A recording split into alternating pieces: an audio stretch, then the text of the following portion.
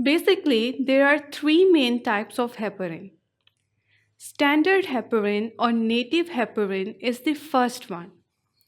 Now, this is the this is the form that is obtained from the mast cell and has a molecular weight ranging from 4,000 to 40,000 with a peak around 15,000. Now, it is also known as unfractionated heparin.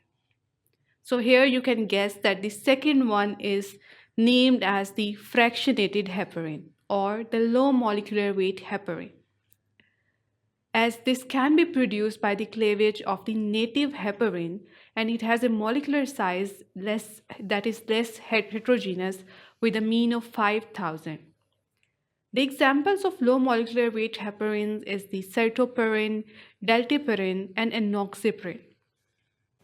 So the low molecular weight heparin have a longer half-life than the standard heparin, and somehow they are now preferred over the native heparin because they have largely replaced the unfractionated heparin because of their, you can say, they require a single daily dose by the subcutaneous injection, and the prophylactic doses do not require the monitoring.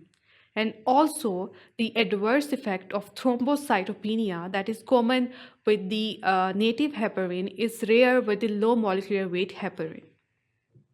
Now coming to the third one, that is the synthetic heparin, also known as the fondaparinux. Now it has the molecular weight of 1728.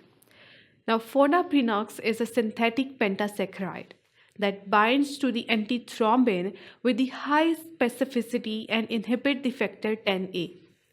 Now it may be superior even to the low molecular weight heparins. So this was a little about the introduction and types of heparin. Now as we progress in our lecture, when we will discuss the mechanism of action and pharmacokinetic parameters, we will also discuss the specific mechanism or the pharmacokinetic parameters of all these types. So switch to the next section to see how exactly heparin synergize the antithrombin function.